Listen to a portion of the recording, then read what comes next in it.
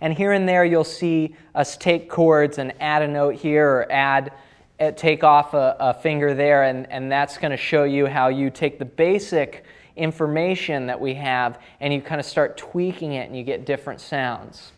So let's jump into the first example here, and this is going to be in the style of the Beatles' Let It Be.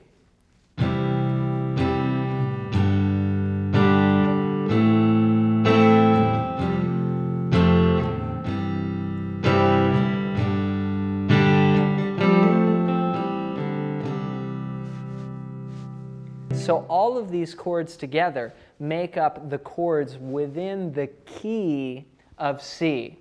So all kinds of stuff going on right now. You may have heard a musician or someone say, this song is in the key of D. This song is in the key of A. What that is that's like a home base, a root tonality that all the chords move around. So here's your C, D minor, and a great way of telling what key a song is by looking at the first and the last chord that you play in the song. It's not always the case, but generally it is.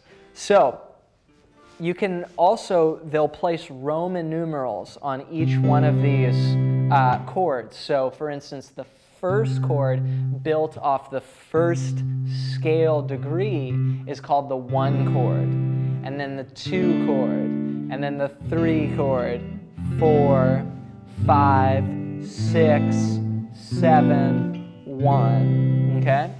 So you're gonna want to write this down. The 1, the 4, and the 5, in our case, the C, the F, and the G, are all major chords. And the 2, the 3, and the 6 are minor. Okay? And then 7 is the 1 diminished chord. But if you think 1, 4, 5, I mean, there's a million songs that are just like C,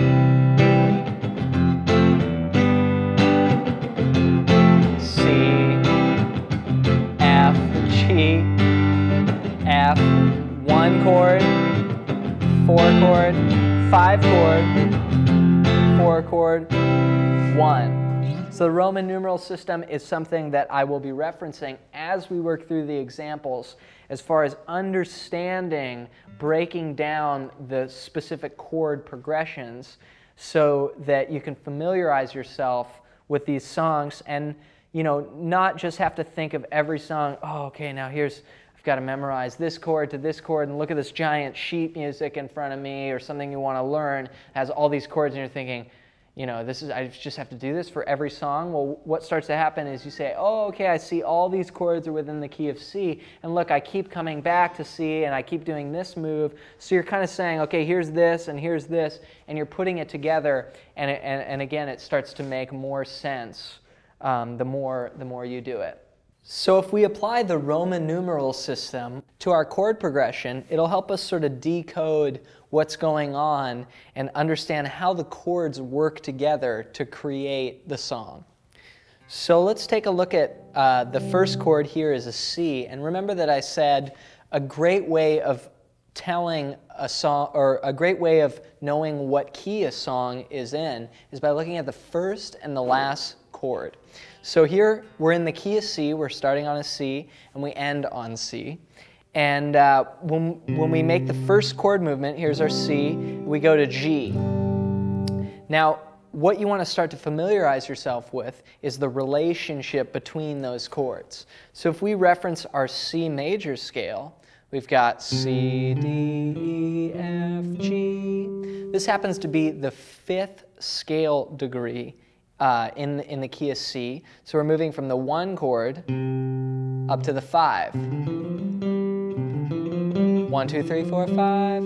1, 5, 1, 5, 1. So you can sort of start to connect the relationship of those chords together. Next, we go to A minor. Now this is just one step above your G chord. So remember, the G was the 5. 1, 2, 3, 4, 5. The next note is A. So that's going to make this chord the 6th chord in the key of C. So we've got 1 to the 5. to the 6, and then let's find the next chord, F. So we're going to go back to our C scale, C, D, E, F. Did you catch what scale number that is?